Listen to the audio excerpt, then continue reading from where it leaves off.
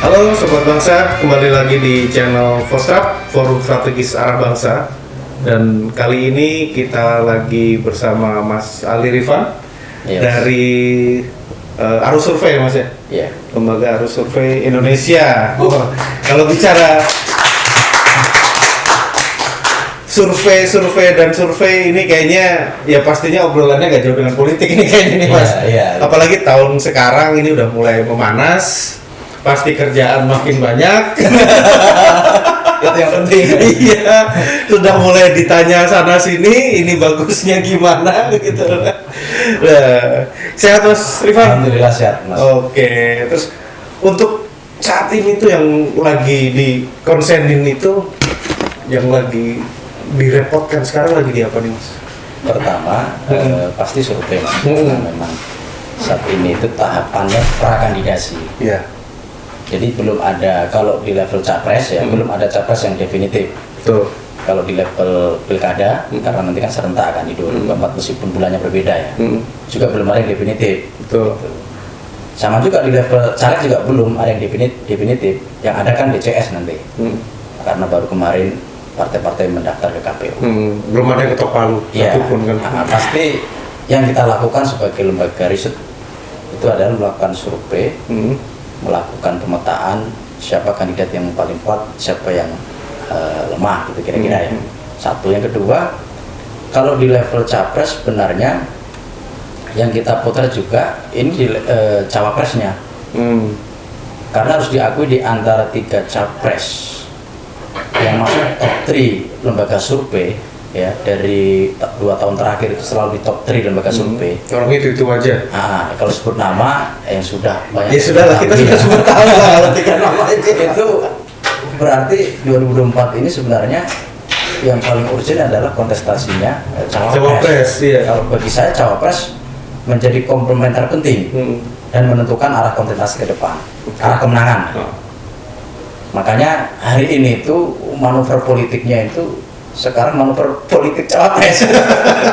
Berlomba-lomba menjadi cawapres. Pembicaraan capres sudah selesai. Karena tidak akan keluar di 3 nama itu kalau tidak ada satu gejolak politik atau istilah saya itu tsunami politik ya, selama 8 bulan ke depan. Ya di antara nama tinggal yang cawapres ini dia mau kemana nih? Intinya kan lebih ke situ aja kan sekarang. Jadi cawapres itu juga saya amati kalau bicara klaster cawapres sekarang mengerucut kedua klaster. Klaster Nahdien. Kenapa Nahdien? Karena dianggap bisa mendatangkan insentif elektoral atau bahasa lainnya itu berkah elektoral. Berkah elektoral. Aduh. Nah, yang kedua tuh klaster cawapres pengusaha. Iya. Karena diharapkan bisa mendatangkan berkah logistik.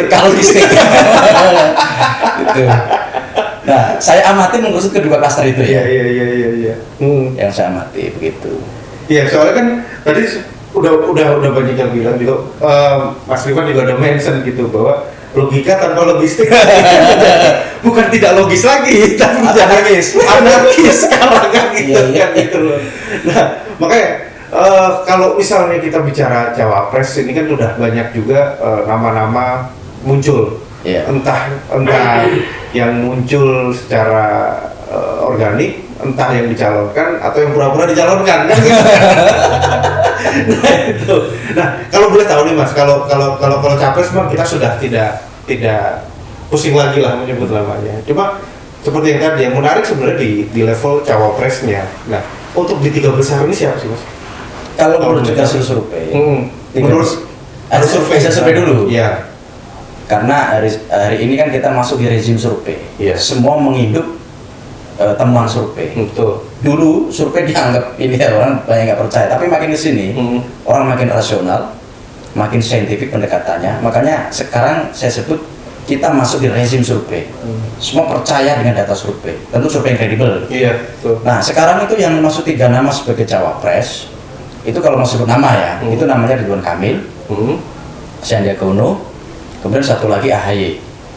Itu di klasemen pertama. Ada klasemen kedua, itu namanya seperti Kofifa, seperti Erlangga, seperti Caimin, Erick Thohir. Itu klasemen kedua ya. Itu kalau kita ditanya soal cawapres yang menurut hasil survei. Iya. Dengan catatan ini kan politik ya. Iya. Semua masih dinamis. So masih dinamis. Tapi kalau misalnya cawapres, pertimbangannya tidak hanya menginduk pada temuan survei menurut saya. Tapi ada juga nanti negosiasi, karena politik itu selain seni kemungkinan, di sana juga ada namanya kompromi, negosiasi, dan konsesi. Betul. Saya meyakini konfigurasi koalisi nanti di level cawapres itu akan bicara soal yang saya sampaikan tadi, tidak cukup berpedoman pada elektabilitas, tapi di sana juga ada 2 tas lagi, isi tas dan kapasitas. Oke. Isi tas. Jadi rumus cawapres nanti itu akan dilihat dari 3 tas itu. Kalau 3 tas itu memenuhi prasyarat, masuk tuh barang. Iya. Paling tidak kalau yang mendekati 2 masuk. 2 tas yang utama menurut saya adalah pertama elektabilitas, kedua isi tas. Nah, soal kapasitas bisa diperdebatkan karena itu sangat subjektif, kan begitu. Tapi kalau soal isi tas ini kan nggak subjektif ini. Ini kan objektif, sesuatu yang kasat mata kan gitu. Ya semuanya butuh. Semuanya butuh dan bisa dihitung. Iya. Siapa yang punya logistik yang besar kan gitu. Nah, terus melihat ini kan semuanya ini kan, apalagi kita bicara 2024 semuanya serentak nih Mas. Iya. Apakah sebenarnya banyak yang masih bertanya sebenarnya Indonesia siap nggak sih dengan sistem seperti itu? Kalau dibilang siap, bisa nggak siap. Karena kalau pengalaman tahun kemarin, sebenarnya kan ada presiden buruk karena ada 800 sekian. Iya betul. Pegawai KPPS ya, itu yang meninggal dunia. Betul. Cuman memang saya dapat info ini akan dibuat sistem yang lebih manusiawi lah gitu, lebih humanis, yang meminimalisir risiko-risiko yang sebelumnya gitu. Tentunya berangkat dari pengalaman sebelumnya. Dan satu lagi sebenarnya ini model pemilu mungkin paling spektakuler di dunia. Oke. Karena serentak dengan peserta terbanyak. Coba saya sebagai peneliti politik, saya belum menemukan model pilpres seperti di Indonesia. Keserentakannya dari sisi kuantitasnya ya, keserentakannya itu melibatkan begitu banyak peserta pemilu dan begitu banyak penyelenggara. Dari lewat KPU pusat sampai ke lewat TPS ya. Wah gila. Berarti kalau bisa dibilang belum ada model yang sama apa yang dilakukan di Indonesia di negara lain. Betul. Makanya kalau ini diteliti ya, sebagai peneliti misalnya, meneliti ini sangat menarik. Karena masalah penelitiannya jelas gitu kan. Dari awal sudah ketemu masalah penelitian. Kalau dalam penelitian begitu. Iya betul. Pertama harus ada masalah penelitian dulu. Kalau nggak ada masalah ngapain diteliti kan gitu. Kalau di sini ini latar belakang masalahnya jelas kan gitu. Kemudian dikomparasi dengan negara-negara yang sudah established demokrasinya seperti Amerika dan Amerika Latin misalnya. Pasti Indonesia dari sisi kemampuan mengorkestrasi pemilu raksasa ini pasti lebih hebat. Oke.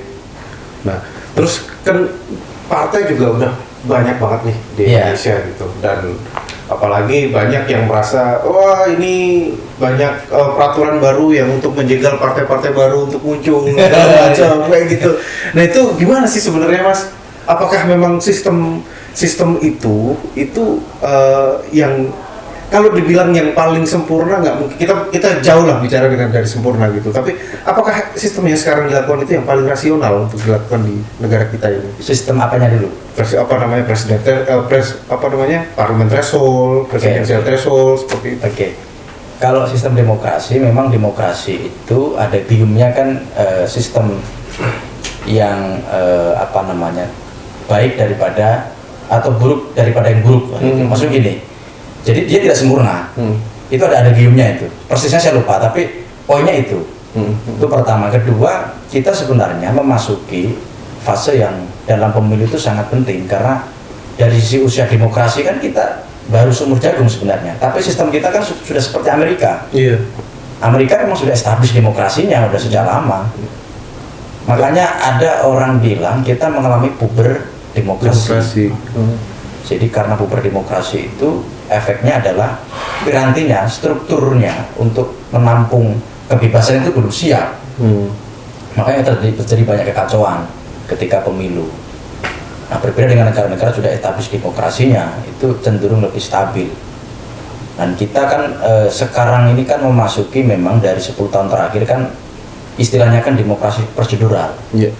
Demokrasi substantif itu kan sebenarnya belum terlalu kelihatan, meskipun pelan-pelan sudah mulai kelihatan karena saya membaca atau mengamati politik gagasan sudah mulai muncul dalam arena politik. Nah, kalau politik gagasan muncul lebih dominan, itu berarti kita masuk ke substansi demokrasi.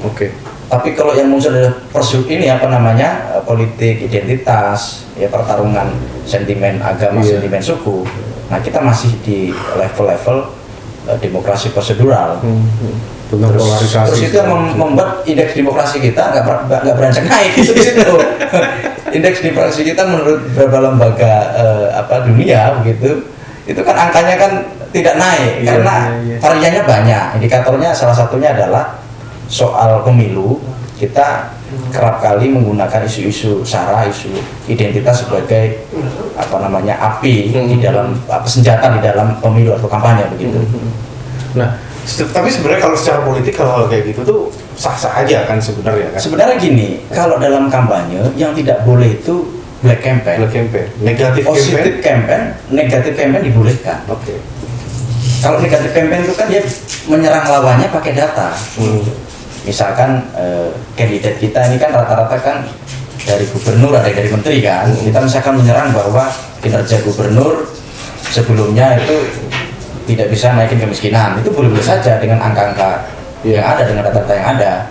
Tapi yang tidak boleh itu black campaign. Black campaign itu kan nggak ada datanya, tapi dia menyebarkan satu fitnah gitu. Dan malah kebanyakan itu yang lebih dipercaya. Kalau saya justru negatif campaign kita dorong, karena biar clear, biar jelas publik ini melihat kandidat tidak hanya sisi positifnya, tapi sisi kekurangannya, negatifnya. Kalau di kita namanya SWOT analisis gitu, kita melakukan SWOT analisis. Mungkin bisa ini, Mas, bisa dikasih contoh nih, soalnya banyak yang masih ini bukannya merendahkan siapapun gitu, cuma masih banyak yang rancu antara black campaign dan negatif campaign gitu. Mungkin bisa dijelaskan, mungkin bisa kasih contoh kayak misalnya nih waktu 2017 gitu, 2019 kan sempat dengar bahwa Jokowi temennya Edit, lalu misalnya kayak gitu. Nah, ini kan kalau menurut saya ini jadi clear bahwa ini black campaign kan gitu loh. Nah, mungkin bisa patternnya sampai mana sih sebenarnya negatif campaign ini akhirnya tidak menjadi black campaign? Apakah hanya sekedar yang satu ada data atau yang satu tidak? Ya sebenarnya sederhana itu Mas. Di level data saja. Kalau yang satu basisnya pakai data, itu yang negatif campaign. Nah kalau black campaign itu tanpa ada data. Ya kalau misalnya isu-isu kemarin ya pasti soal Jokowi keturunan PKI. Nah itu kan itu gorengan receh banget. Nggak ada datanya. Apakah ada data yang bisa menunjukkan itu? Dan mbahnya itu keturunan apa itu. Betul. Itu salah satu contohnya ya. Sebenarnya kita melihatnya yang satu fakta betulan ya, ini benar, yang satu bohong gitu, fitnah. Itu saja untuk membedakan ini. Dan kita jangan males untuk verifikasi kan. Verifikasi. Makanya ada namanya sharing sebelum sharing ya. Kita sharing dulu sebelum kita sharing. Nah kalau hal-hal kayak gitu, nah ini kan kembali lagi ke tipikal masyarakat kita tidak mengeneralisir semua, cuma kan keberhasilan black campaign ini karena kita males kan sebenarnya untuk memverifikasi sesuatu kan gitu. Apalagi kemarin kita sebagai sempat menjadi kaum rebahan kan gitu kan, yang males kemana-mana, yang ngobrol, yang semuanya itu data cuma ada di sini, dan grup paling bahaya adalah grup WhatsApp, terutama grup WhatsApp itu bahaya banget kan gitu. Nah mungkin ada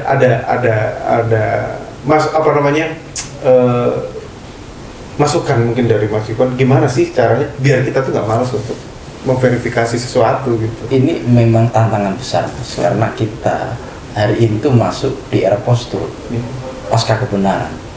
Nah, anak kandung post-truth itu adalah hoax. Nah, ada logika post-truth yang ini kemudian dipakai ya sebagai ada game para mungkin pekerja politik begitu. Jadi kebohongan yang diulang-ulang pada akhirnya akan jadi kebenaran. Ini yang kemudian dipakai oleh para pekerja politik untuk melakukan campaign dengan murah meriah, tapi punya dampak gitu. Yaitu apa? Black campaign atau memainkan isu identitas. Karena memang sentimen identitas itu murah meriah, tapi punya dampak. Isu identitas ketimbang misalkan membuat satu narasi, satu gagasan yang itu butuh effort yang tinggi begitu kan, dan ketika dideliver ke masyarakat tidak laku. Yang laku itu identitas memang, dan tidak hanya di Indonesia, di negara yang sudah establis demokrasinya itu sentimen identitas itu juga laku.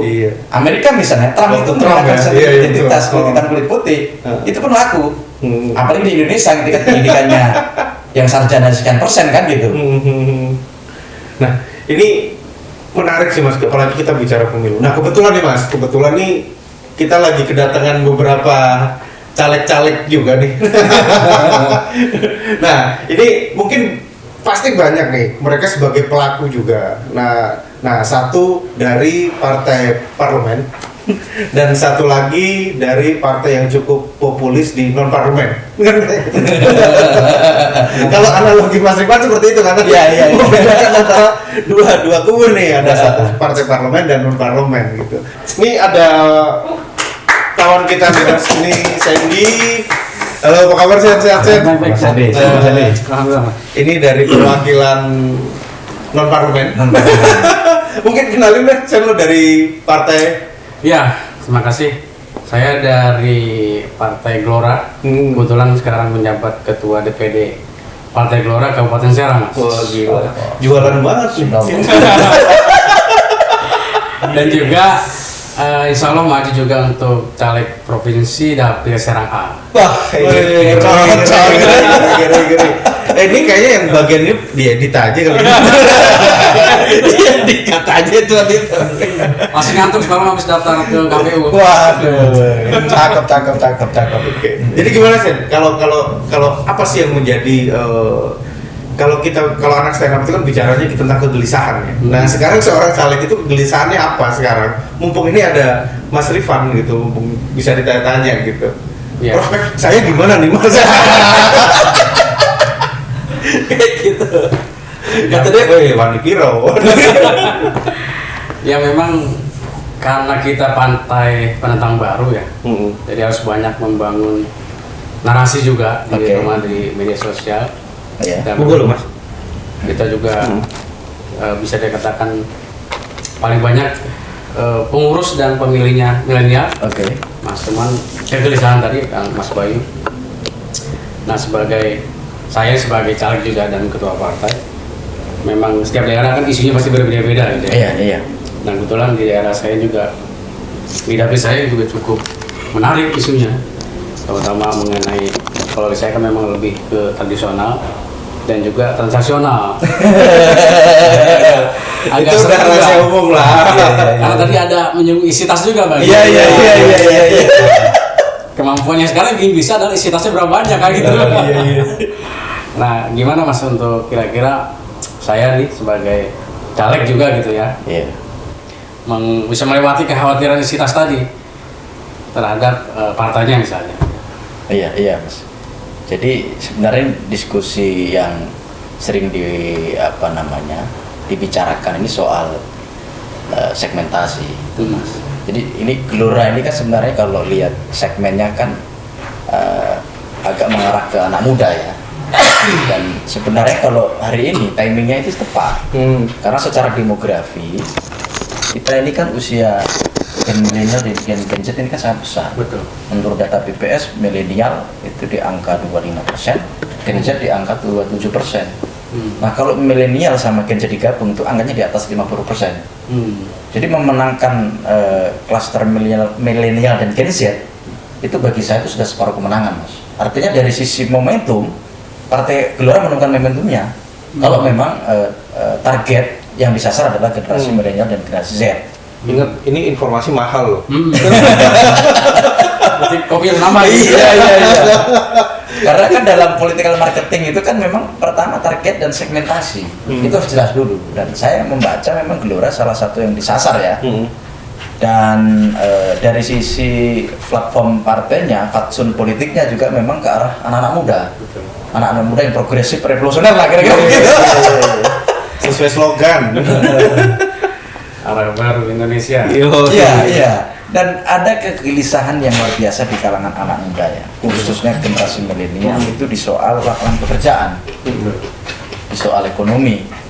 Nah, kalau misalkan bisa mengagregasi isu itu menarik Mas gitu. Jadi persoalan isi tas atau persoalan apa tadi istilahnya tradisional ke finansial ya. Mas, nih sekaligus nih kawan kita dari Golkar. Sini. Siap.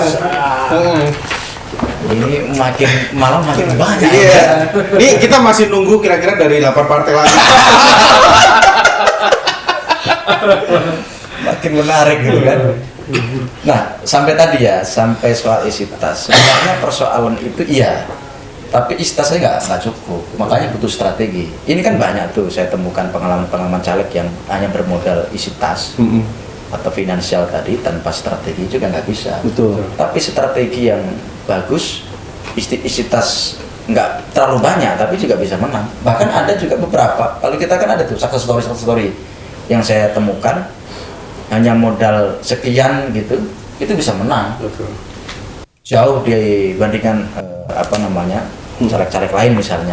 Jadi yang pertama menurut saya soal strategi, soal mengambil segmentasi tadi, dan proven soal kerja politik. Gitu. Jadi kerja politik yang dilakukan itu sistematis tepat sasaran. Dan semuanya kembali ke individu masing-masing kan sebenarnya kan. Makanya kalau di saya itu begini Mas, kalau dalam bertarung itu harus menguasai 3 geografi.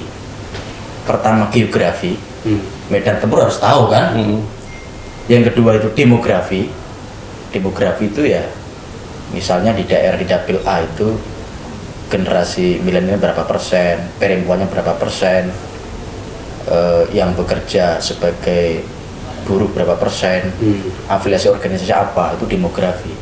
Tapi perlu satu grafi lagi, yaitu psikografi, kecenderungan. Nah, kalau demografi biasanya membacanya melalui survei, kalau demografi itu melalui big data. Nah, demografi ini tren baru yang muncul setelah Donald Trump mengalahkan Hillary. Itu muncul strategi psikografi. Kajiannya juga baru nih, psikografi. Di Indonesia juga belum terlalu banyak yang bahas ini. Rata-rata strategi menang hanya menguasai 2 grafi, geografi dan demografi. Tapi bagi saya ditambah isi tas. Ditambah satu lagi, psikografi. Nah, istas menurut saya perlu Mas. Oh, oke. Tapi harus jelas grafinya dulu. Karena saya banyak pengalaman kandidat itu curhat ke saya kemarin habis sekian Mas, kalah gini. Bagusnya banyak. Karena tanpa strategi kalah. Tapi ada yang cuma modal sekian. Jadi ada yang DPR RI cuma 1 miliar bisa menang. Sementara yang lain itu DPR RI puluhan miliar.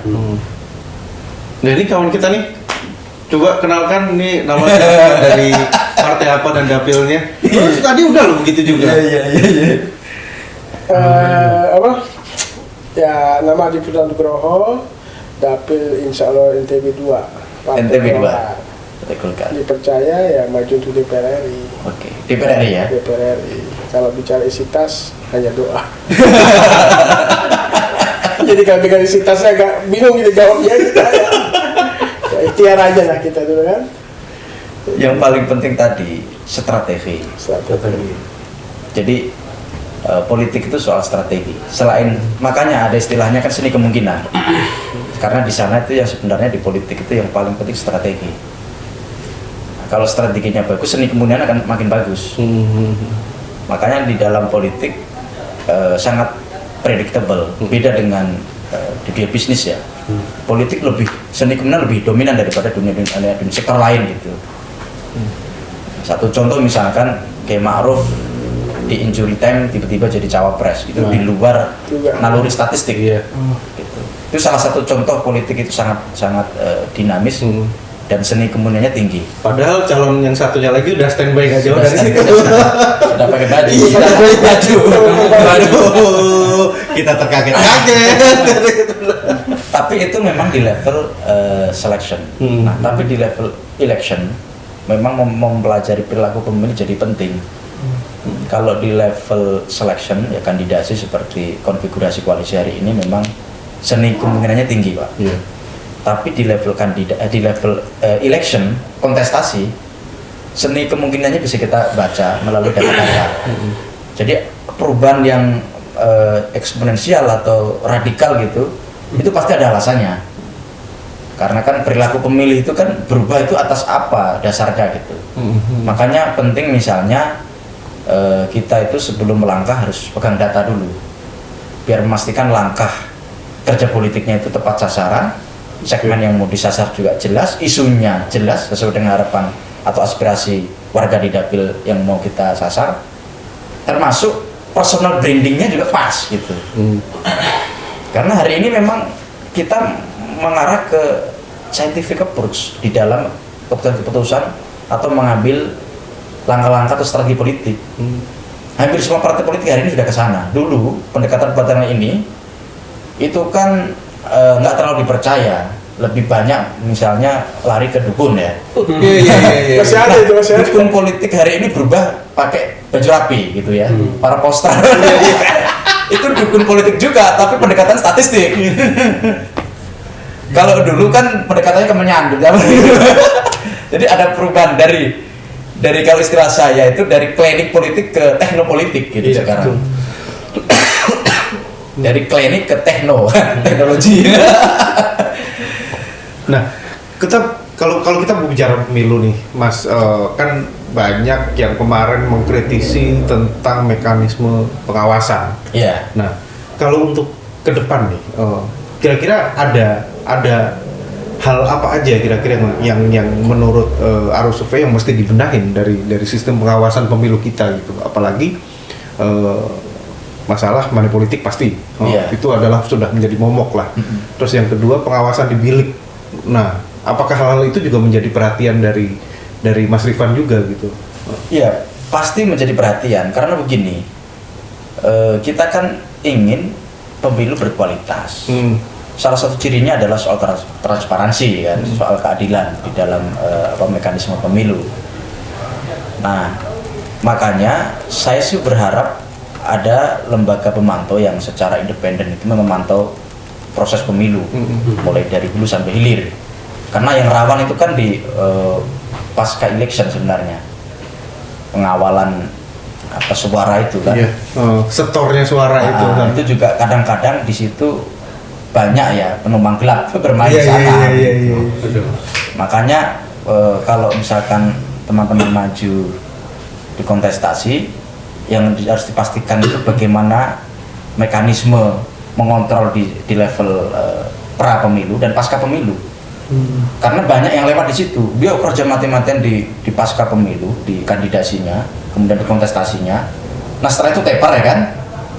Setelah orang pulang dari pilih suara itu, kemudian kontestasinya juga tepar gitu kan. Melupakan itu, padahal di situlah ruang-ruang gelap yang nanti muncul banyak negosiasi dan hal-hal yang tidak diinginkan lagi gitu. Makanya kalau begitu maju harus siap mengawal dari hulu sampai hilir, sampai pengumuman.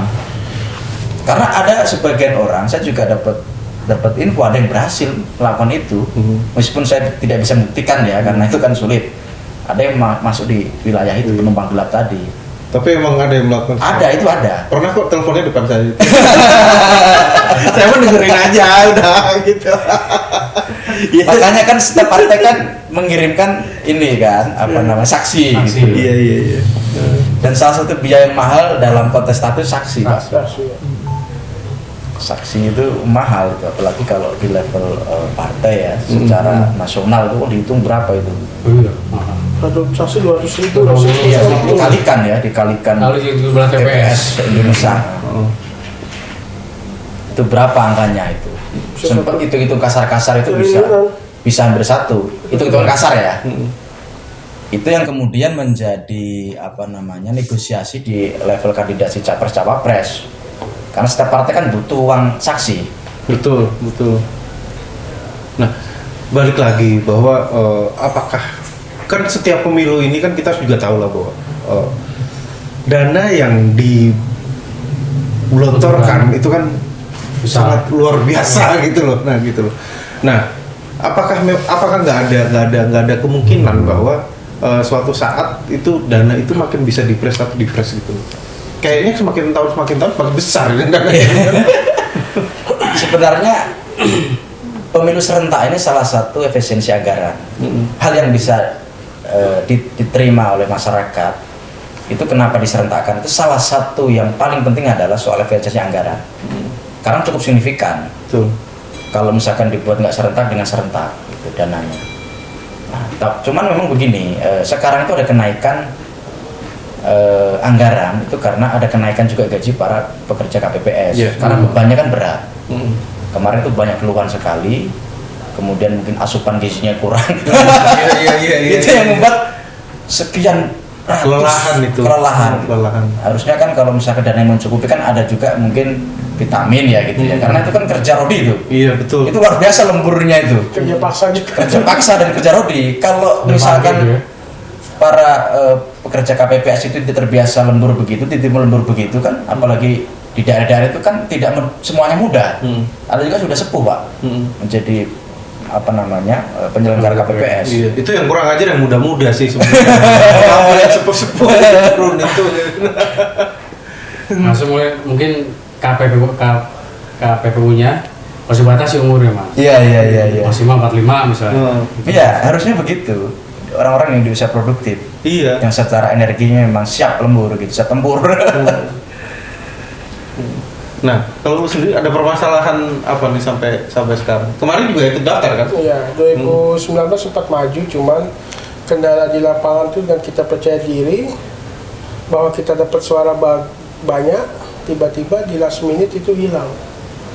Dan itu katanya benar kata tadi Mas Bambang, untuk pengawasan sangat ketat, bukan ketat lagi kalau bisa kita rantai barang rantai. Tapi rantai pun bisa lepas. Iya. Apa yang nggak mungkin di Indonesia ini? Nggak mungkin, karena undang-undangnya dibuat manusia bisa juga manusia. Rantai itu ini gembok sama kuncinya dibuang ke laut. Soalnya rantai ya kan udah digembok, tapi kuncinya ditaruh di meja Pak. Jadi Dan pura-pura naro. Iya. Ini juga pileg yang sudah saya lihat di Indonesia ini juga menariknya apa? Mereka tuh hampir ada satu keluarga, bahkan satu saudara di dapil-dapil itu ya, mereka membangun sebuah dinas apa namanya raja-raja kecil sih Iya. banyak seperti itu. Apalagi pileg ini ya. Terutama di daerah ya. Terutama di daerah setingkat kabupaten dan kota. Itu banyak sekali itu berkaitan sama keluarga. Itu saya lihat sih. Iya. Tapi begini Mas, ini bicara dinasti ya. Dinasti politik di level pilkada sama pileg itu trennya turun. Jadi kemarin itu menarik temuan kemarin, bukan temuan ya, maksudnya itu fenomena pilkada 2020 itu dari sekian jumlah incumbent itu mayoritas banyak yang kalah. Juga sama sekian keluarga dinasti juga banyak yang kalah. Jadi sekarang itu masyarakat lebih rasional. Jadi dia tidak melihat dia keluarga siapa, tapi bagaimana gagasannya dan bagaimana dia itu bisa memenuhi aspirasi dia gitu. Jadi sang kandidat bisa memenuhi aspirasi rakyat di dapil itu. Nah itu sebenarnya tugas para caleg, bagaimana menangkap aspirasi itu, kemudian membuat satu gagasan yang itu sesuai dengan aspirasi masyarakat di dapil. Tugas caleg di situ. Ini memang kelihatan klise, tapi kalau tidak ada narasi, agak sulit kita meyakinkan masyarakat untuk memilih kita. Kita tidak bisa kemudian hanya bermodal. Saya soalnya ada ini Mas, ada satu riset yang ini rutin kita lakukan. Uang itu pengaruhnya hanya 15% maksimal. Ada satu kandidat yang dia itu tidak sebut kandidatnya, tidak sebut daerahnya, ini kalau ketahuan kan. Tapi ini satu simulasi ya, bahwa uang itu pengaruhnya hanya 15%. Dia berniat maju di daerah itu menjelang 3 bulan. Nah, dia baru survei, kan biasanya di kita kan memang ada survei dulu, cek lab kan, seperti apa penyakitnya, parah apa tidak kan gitu. Nah, dia kita cek di lab ya, di survei kita, kemudian elektabilitas di bawah 5%. Ini kurang 3 bulan. Lawannya itu sudah 40%. Nah, dia minta kita bantu. Nah, cuma saya udah paham ini pasti kalah. Karena sudah pasti kalah, nggak akan kita bantu kan. Kita sampaikan tidak usah maju. Terus dia, kita punya nyiapin uang sekian puluh miliar gitu kan. Nanti harus kita bagi-bagi. Saya bilang, uang itu menurut data kami hanya bisa naikin 15%. Sementara lawan 40%. dan lawan itu sudah sangat ini ya, strong voter sangat kuat. Kalaupun berhasil itu cuma jadi 20% kan? Iya, tetap dia nggak percaya, disuruh mundur itu uang untuk bisnis aja saya bilang kan. Tetap ngotot maju, kemudian dia nyebar uang itu sekian puluh miliar itu. Nah bener, dia dapat 14%. Artinya uang aja nggak cukup, tapi butuh narasi gitu. Ini kalau kita bicara uang ya. Nah, makanya sebenarnya yang paling penting menurut saya narasi dulu, dan uang nanti ngikuti di belakang. Uang ini kan, apalagi kan di politik kan, kalau bisa kan bentuknya bukan uang, pemberian itu kan ada mekanisme di KPU. Kalau pemberian ini kan naik, dulu kan 50.000, Iya, sekarang 100.000 kan? 150 sekarang. 150. Iya, naik Jadi lagi. nggak apa-apa biar sirkulasi barang ini kan tidak hanya ke elit tapi ke masyarakat kan, dalam bentuk barang itu lebih berkesan, dan itu secara aturan kan halal kan itu. Betul. Tapi barangnya apa ini kan saya lihat juga KPU aturannya lebih longgar, PKPU-nya tidak ditentukan barang itu harus baju kan, tapi lebih luas ininya, ada mekanismenya itu. Jadi menurut saya selain tadi soal harus memberi ya, karena kan memang karakter ini karakter masyarakat kita. Jadi kalau di kita itu sebenarnya kan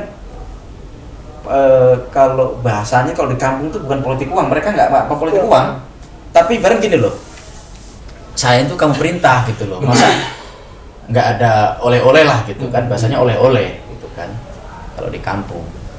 Makanya memang karena karakter masyarakat kita itu karakternya pikir dari dulu. Kalau kita ketemu keluarga biasanya kita pulangnya kan di Sangon itu Pak. Kita juga repotin orang ya, sambatan aja, gotong royong di kampung itu sambatan. Kalau di kampung saya itu pun pulang kan dikasih berkat gitu. Karena karakter ini yang membuat di level pemilu pun itu dianggapnya sambatan Pak, gotong royong, tapi pulang kan nggak kosongan gitu. Iya. Itu karakter itu yang membuat kemudian kalau di sebut istilah money politik, ya bisa money politik, bisa nggak money politik sebenarnya. Makanya istilah money politik ini kalau kita terjemahkan Ini agak rancu di level ini ya, di level tataran grassroots ya, masyarakat bawah ini agak sulit ini terminologinya. Karena bagi mereka nggak money politik, ya orang minta itu wajar lah. Iya gitu loh. Wajar lah, masa Cuman memang gitu. kita mendorong pemilu berkualitas itu ya gimana caranya meminimalisir itu. Jadi benar-benar memilih calon itu kerangkanya adalah kerangka gagasan dia, kerangka program dia gitu, bukan karena tadi urusan ngasih-ngasih kan. Betul. Gitu. Nah, ini balik lagi kita bicara misalnya tentang pilpres ya Mas ya. Nah, kalau dari dulu itu kan selalu menganggap bahwa Jawa adalah kunci gitu. Iya, iya. Untuk trennya besok itu apakah masih seperti itu? Masih seperti itu. Sama, masih akan Iya, rebutan. apa yang dikatakan di NIDIT itu bahwa Jawa adalah kunci itu masih relevan sampai saat ini. Makanya hari ini semuanya berebut Jawa. Bahkan begini, secara statistik ya, kalau kita menangkan 50% di 3 Jawa, ya Jawa Barat, Jawa Timur, Jawa Tengah, kita sudah menang. Nggak perlu banyak-banyak, 50%. Selesai urusan.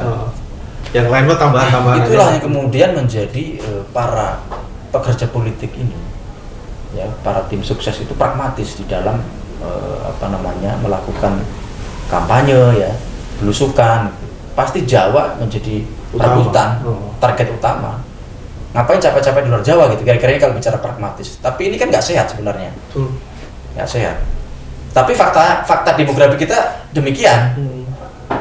Makanya ketika ada misalnya gagasan pemindahan ibu kota, ya menurut saya bagus.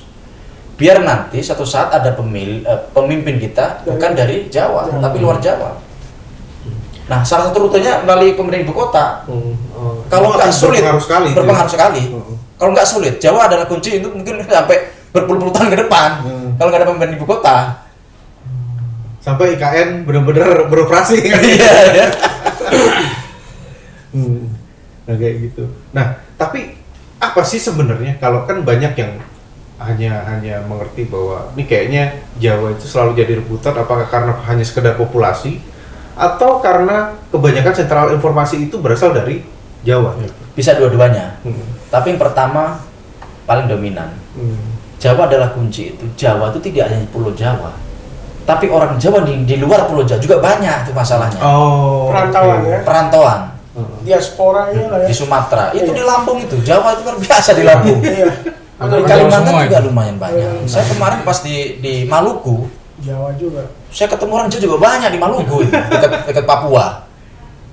Jadi memang luar biasa Jawa dari sisi itu, dari sisi demografi yang tidak aja berkumpul di Pulau Jawa tapi juga menyebar di luar Jawa. Nah ini yang menjadi Jawa adalah kunci sebenarnya. Selain Jawa adalah pusat informasi, pusat pemerintahan gitu ya. Nah terus kalau bicara ini Mas tentang partai, partai seperti yang tadi kan Mas kan membagi menjadi dua nih, ada partai non parlemen dan partai di parlemen. Iya. Nah ini kalau boleh tahu nih, secara survei ya, ini secara survei sampai saat ini kan, kira-kira untuk partai non parlemen itu siapa kemungkinan yang bakalan lolos 3 besar? Terus dari partai parlemen siapa sih yang lagi warning nih? Oke. Jadi pertama begini, kalau sistem proporsional tertutup itu terjadi, saya agak pesimis partai-partai baru bisa lolos. Partai di luar parlemen akan lolos di parlemen. Saya agak pesimis karena mesin utama mereka tidak bisa dipotret atau tidak bisa memberikan sumbangan suara. Kan mesin partai politik itu salah satunya kan caleg. Bahkan ada satu penelitian ini saya kebetulan kan meneliti soal ini kan, kemenangan partai itu saya teliti di S3 saya di ilmu politik. Nah saya meneliti Nasdem dan saya juga membaca penelitian Nasdem. Banyak orang beranggapan Nasdem di pemilu pertama bisa lolos PT, kemudian di pemilu kedua ya, yaitu 2019, itu kan pemilu keduanya Nasdem. Itu kan kenaikan suara kan paling tinggi dia di antara partai-partai lain. Itu paling tinggi itu Nasdem, kenaikan suaranya di antara partai-partai lain. Itu rupanya hasil penelitian Maikansa dan kawan-kawan itu bukan karena Surapaloh punya media, tapi karena mesin caleg. Mesin caleg, bukan karena narasi restorasi Indonesia gitu. Makanya kalau kemudian nanti sistemnya adalah tertutup itu kan berarti pemilih akan nyoblos partainya saja. Iya, betul. Nah itu yang partai-partai yang menengah akan mengecil, partai-partai baru akan mengecil lagi gitu. Iya. Tetapi partai besar yang top of mind itu kalau disebut nama partai itu yang terlintas ya partai-partai 3 besar itu akan menguat. Dan transaksional di internal partai akan semakin kencang kan? Akan semakin kencang. Hasilnya mirip di hasil survei. Karena hasil survei itu kan memotret hanya suara partai, bukan suara caleg. Itu yang kemudian mengapa partai-partai PAN, P3, Nasdem itu dalam survei itu selalu tidak lolos PT. Tapi kalau pemilu tiba-tiba lolos PT. Itu kan ada variabel caleg. Nah sama kalau partai-partai baru nanti, misalnya nih sistemnya tertutup itu juga berat karena kan brand mereka belum kuat. Nah salah satu cara untuk mengkampanyekan brand partai itu kan lewat caleg biasanya yang agak shortcut ya. Nah makanya kita berharap sebenarnya biar sehat pemilunya itu sistemnya tetap seperti terbuka. Yang dulu sistem terbuka. Ini ada keadilan di sana. Nah terus kalau ditanya di antara partai-partai dan parlemen mana yang running gitu. Saya kebetulan ada survei yang memang memilah antara yang sudah lolos PT, partai parlemen dan non parlemen. Saya ada surveinya itu. Kalau partai parlemen kan sudah jelas ya, nomor 1, nomor 2 tidak akan lepas dari nama-nama partai besar itu. Tapi yang menarik dari partai non parlemen itu yang menurut teman survei kita 3 besar itu 3 partai. Yaitu Perindo, PSI dan Partai Gelora. Ini luar biasa Partai Gelora. Terima kasih. Itu menurut teman survei kita ya. Ini menurut survei sampai hari ini ya. Sampai hari ini. Kan masih masuk radar lah ya. Masuk radar. Asal tidak terjadi tsunami politik. Itu kalau dipisah ya. Kalau dijadiin satu kan jadi mengecil kan. Kalau dipisah kan orang akhirnya kan sesama partai non parlemen jadinya milihnya kan. Artinya yang muncul di masyarakat 3 partai yang masuk top of mind mereka itu 3 partai itu. Itulah yang kemudian saya coba meneliti ya. 3 partai ini ini apa? Saya teliti itu partai Perindo saya cek. Oh ya karena Perindo ini memang ada gerakan-gerakan yang cukup bagus. Saya bilang menarik tokoh-tokoh di posisi strategis gitu kan. Kemudian terutama saya cek branding Marsnya itu karena kecilnya sampai apa? Saya cek saya cek PSI juga main narasi terus, nggak berhenti main narasi, bahkan mencangkokkan Mbak Yeni dengan Ganjar itu kan ke awal-awal kan, itu kan dalam rangka menarik itu kan positioning kan, sentimen kan gitu, sentimen pemilih. Orang-orang yang suka Ganjar juga akan lari ke PSI kira-kira begitu kan frame-nya, atau istilah itu kotel effect lah, mau ngejar kotel effect, efek ekor jas. Saya kemudian juga teliti. Nah, partainya Abang ini kan, Gelora kok masuk top 3 di dalam survei kita di klasmen partai non parlemen. Itu apa? Rupanya saya lihat memang salah satu gagasan menarik dari Partai Gelora ini, dia punya platform yang jelas, yaitu arah baru Indonesia. Nah, satu lagi dia tidak lagi memosisikan diri sebagai partai kanan gitu. Jadi Gelora ini masuk ke tengah sekarang. Saya lihat. Di sana kan kemudian tidak lagi pakai simbol-simbol Islam. Jadi tidak terlalu identik dengan partai sebelumnya dari pendirinya kan? Betul. Dan terbuka ya. Iya, partai lebih terbuka dan gagasan-gagasan lebih membumi kira-kira gitu. Nah, itu yang saya teliti ya. Saya kalau ada temuan survei yang aneh itu kan ini 3 bisa masuk top 3 ini apa? Rupanya memang 3 partai ini dari sisi gagasan ya, dari sisi kemudian kerja-kerja politik cukup bagus beberapa bulan terakhir gitu. Dari segi ketokohannya untuk Gelora? Ketokohannya sih sebenarnya kalau saya lihat Anies Mata cukup bagus sebagai partai baru dibandingkan misalnya ketum-ketum partai lain gitu. Wah, cair nih. Masuk itu dengan rekening. Masuk warna. Tapi di sana yang suka bikin rame, yang kadang juga masuk trending topik, sosok Fahri Hamzah. Iya. Terus Mas, gimana tuh sosok Fahri Hamzah? Ada segmennya sendiri Fahri Hamzah itu. Ada segmennya sendiri karena ada juga kecenderungan anak muda itu suka perubahan. Jadi segmen itu ada ininya ada ceruknya. Makanya kan narasi misalkan perubahannya Anies Baswedan itu tetap laku. Karena kan yang suka terhadap pemerintahan hari ini kan nggak 100%. Katakanlah sekarang approval rating Presiden Jokowi itu kan 70% ya, 70% sekian. Berarti kan ada 30% yang nggak suka. Yang anggap pemerintahan ini kan gagal. Nah, itu kan satu segmen tersendiri. Dan itu yang coba direbut oleh narasi-narasi perubahan. Itu kan bisa juga direbut oleh Gelora karena kan arah baru kan gitu. Kalimat arah baru itu kan berarti kan mengidentifikasi perubahan gitu. Mengindikasikan perubahan gitu. Nah, kalau Golkar sendiri gimana? Golkar juga bagus karena kan di antara 70% yang suka Jokowi pembangunan, kalau misalkan platform atau fatsunnya Golkar adalah melanjutkan pembangunan yang ada sekarang ini, itu ceruknya juga banyak, 70%. Itu kalau nanti dibagi-bagi dengan partai yang mencoba mengasosiasikan keberlanjutan pemerintahan sekarang. Tapi apakah popularitas dari partai itu sendiri akan selalu mendongkrak dari calegnya juga? Kalau menurut saya agak berbeda antara partai dan caleg. Jadi di kita itu studi-studi soal perilaku pemilih ini menarik karena antara party ID dengan figur ID itu lebih kuat figur ID. Nah, party ID di Indonesia itu rata-rata di angka 11-15%. Party ID itu kedekatan masyarakat dengan partai. Sementara figur ID itu angkanya bisa mencapai 30-40%. Itu kedekatan masyarakat dengan figur. Itulah yang membuat partai-partai mencangkokkan figur ke dalam partai yang ngejar apa yang disebut dengan efek ekor jas, kotel effect. Makanya kadang begini, ada yang suka figurnya ya, tapi nggak suka partainya. Suka partainya. Makanya ada namanya split ticket voting istilah saya. Dia ini milihnya adalah kader Golkar gitu misalkan, tapi partainya nggak Golkar. Itu juga ada. Jadi nggak semua linier. Makanya kalau dalam kajian saya, kotel effect iya berlaku, tapi juga ada namanya discrete kotel effect.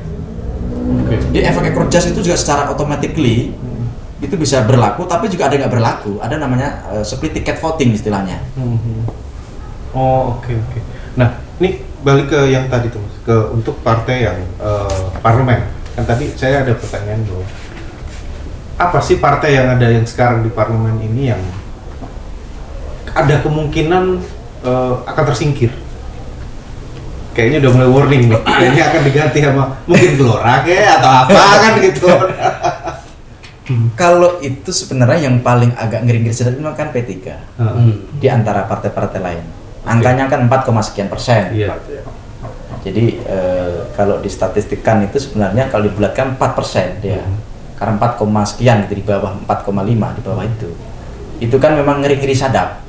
Tapi apakah isu Sandi kemarin nggak ngedongkrak juga? Itu yang membuat kenapa P3 hari ini harus melakukan konsolidasi figur. Oke. Karena di P3 gak ada figur yang kuat, sementara figur ID kita kan kuat. Nah, Nasdem sudah punya figur Anies Baswedan. Ini memang strategi yang cukup bagus karena memang realistis.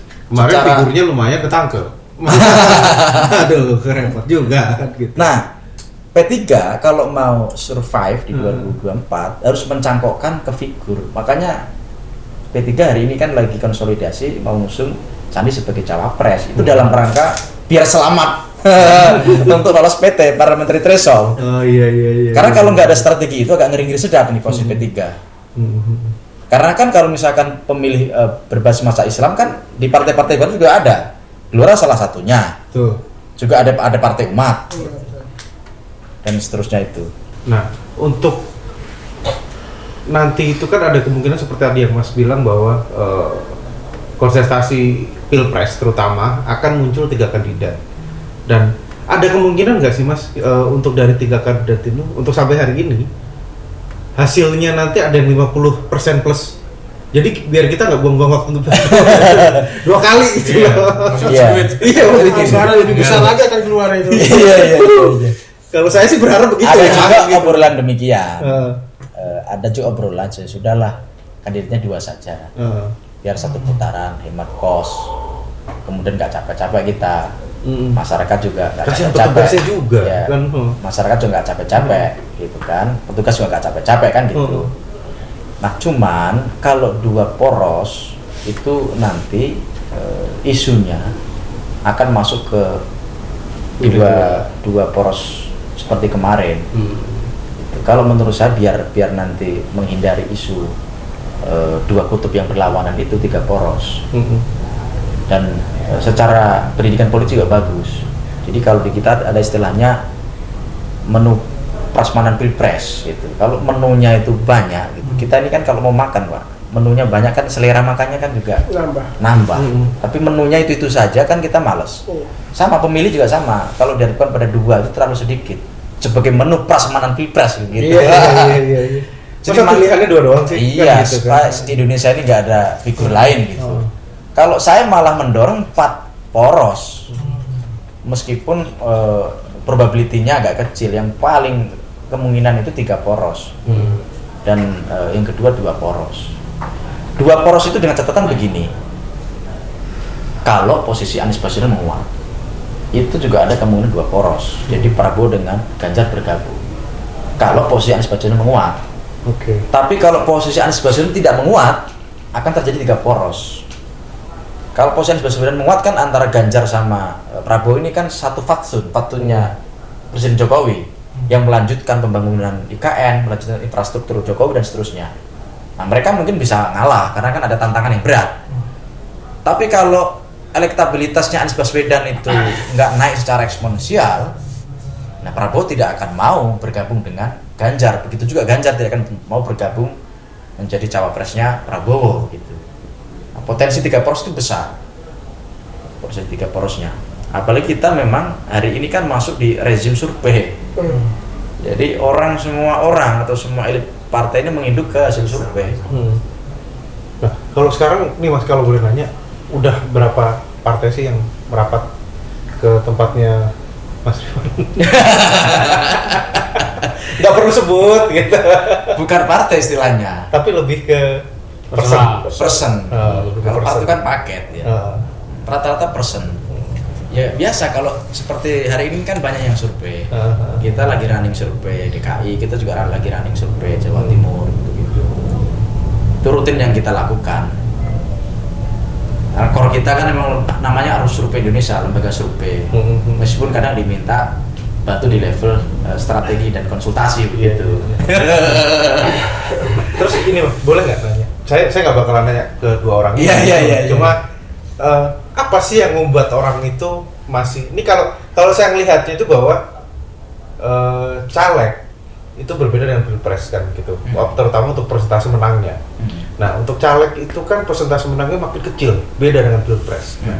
Nah, dan itu direbutkan oleh sekian banyak orang. Kalau misalnya itu 100%, mungkin kemenangannya cuma 3% kali itu. Kemungkinan menang kan gitu kan. Nah, kalau bagi saya ini kan, kalau dari sisi bisnis kan gila ya. Kita memulai suatu bisnis yang persentase berhasilnya kecil kan gitu loh. Nah, apa sih yang membuat orang-orang ini masih getol untuk nyalek sih, Mas? Satu gini ya, ini kan kompetisi ketat. Yang paling penting di dalam kompetisi yang ketat begini, kita harus membangun apa yang disebut dengan diferensiasi. Ini political marketing paling jitu ya, strategi political marketing paling jitu adalah diferensiasi. Kalau kita nggak punya diferensiasi yang kuat di antara caleg-caleg yang lain, kita tidak bisa menarik pemilih.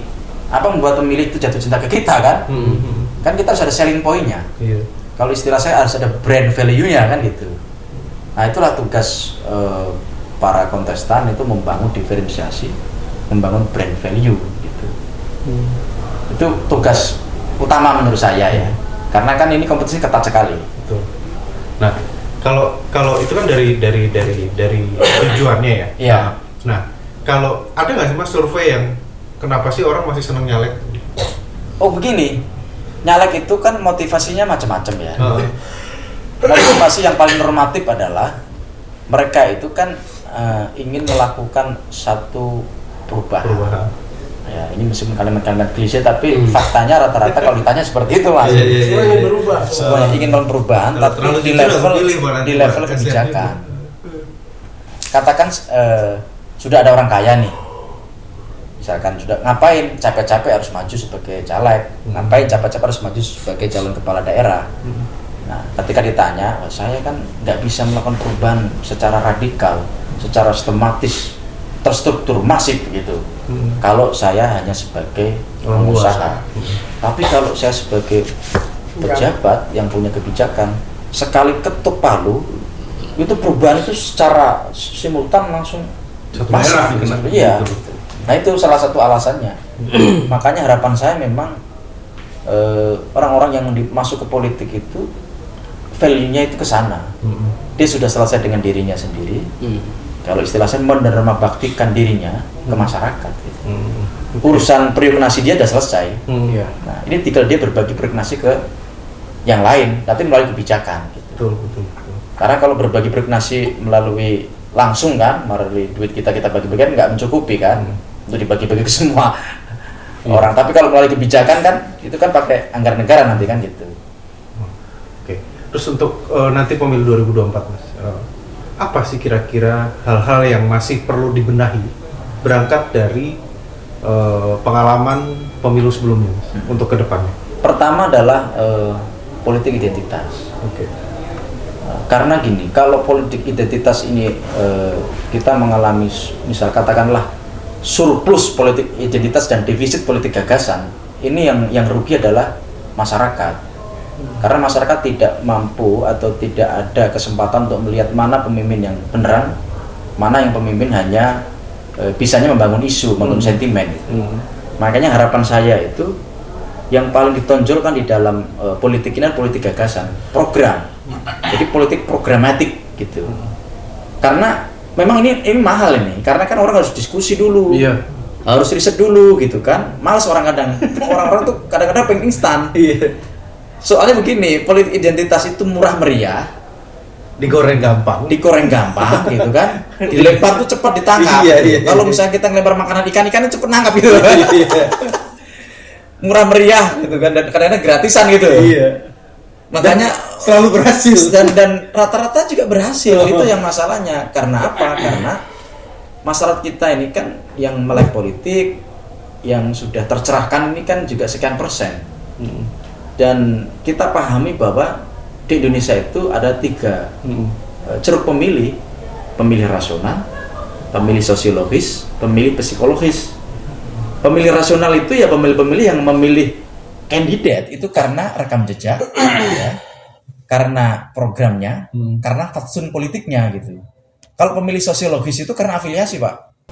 Ini sesama satu organisasi, sesama NU, sesama teman nongkrong, satu keluarga, satu kampus, satu organisasi, HMI, PMII, GMNI gitu. satu partai politik gitu. Itu pemilih sosiologis dan jumlahnya masih banyak di Indonesia. Ada lagi pemilih psikologis, itu memilih karena aspek-aspek yang terlihat. Oh, karena cantik, karena tampan, karena gaya bicara santun, karena tutur katanya indah, karena karismatik gitu. Nah, ini ada ceruknya masing-masing. Kenapa misalnya politik identitas itu laku? Karena kalau kita jujur ya, pemilih sosiologis itu jauh lebih tinggi di Indonesia daripada pemilih rasional. Pemilih yang paling tinggi itu pemilih sosiologis dan psikologis. Makanya Jawa adalah kunci itu masih berlaku. Itu kan sentimen identitas sebenarnya. Betul, iya. Ceruknya ceruk pemilih sosiologis sebenarnya. Akhirnya Jawa dan orang Jawanya. Orang Jawanya, orang Jawa akan cenderung milih orang Jawa. Orang luar Jawa akan memilih cenderung orang Jawa, itu masih berlaku. Jadi itu kalau saya ditanya soal kenapa misalnya politik identitas masih laku, karena memang perilaku pemilih kita itu di 3 ceruk tadi gitu.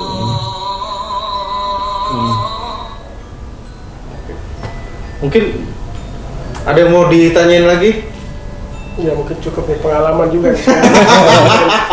Langsung minta nomor WA aja untuk konsultasi. Iya. Kan ada yang mau ditanyakan lagi? Cukup lah, terima kasih Mas. Nah, mungkin closing statement Mas Ivan, apa harapan untuk Indonesia ke depan lewat pemilu 2024? Dan kira-kira kriteria seperti apa yang bakalan menang, Mas? Pertama, ini ada kebutuhan yang berbeda antara sebelum pandemi dan pasca pandemi. Jadi publik itu ingin pemimpin ke depan itu adalah orang-orang gabungan antara pemimpin solidarity maker dengan administrator maker. Jadi orang yang pandai bicara, tapi juga pandai mengeksekusi, pandai membuat gagasan, juga pandai mendeliver gagasan itu. Itu yang dibutuhkan pemimpin ke depan menurut survei kami. Karena itu salah satu keinginan para publik ya di dalam survei opini publik kita itu lebih ingin pemimpin ke depan yang bisa memecahkan masalah, yang bisa mengagregasi soal-soal kesejahteraan. Karena kita juga dihadapkan pada situasi global yang memang tidak menentu gitu kan.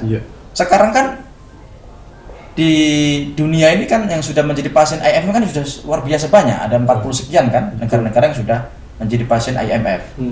Dan di Indonesia sendiri kita terjadi PHK massal. Itu yang kemudian dikeluhkan para generasi milenial, generasi Z, dan harapan mereka ada pemimpin ke depan nanti itu yang bisa menciptakan lapangan pekerjaan. Betul. Kerja aja susah gimana punya rumah kan. Makanya ini tren perilaku pemilih agak berbeda. Makanya para pemimpin ke depan harus bisa menangkap aspirasi itu. Yang dibutuhkan adalah pemimpin ke depan itu yang mampu memecahkan persoalan, bisa memberikan jalan keluar atas masalah-masalah yang ada di masyarakat kita. Bukan lagi pemimpin yang tipologinya hanya merakyat, hanya karismatik. Walaupun dengan nantinya kebijakan-kebijakan yang tidak populer. Tidak populer. Itu sih harapan-harapan saya Mas untuk calon pemimpin mendatang. Kalau untuk pemilu, ya pemilu harus berjalan secara jurdil. Kemudian pemilu berkualitas salah satunya adalah melahirkan pemimpin yang berkualitas. Kalau mekanisme berkualitas, insya Allah hasilnya juga berkualitas. Kalau mekanisme penyelenggaraan nggak berkualitas, gimana kita mendapatkan hasil berkualitas? Gitu. Prosesnya udah ngaco kan? Iya, makanya hulu hilirnya ini harus sama gitu. Oke, terima kasih banyak Mas Rifan udah main Sama-sama, Mas. Postrap. Nah, terus terima kasih juga dan semoga sukses nih dua caleg kita nih. Amin.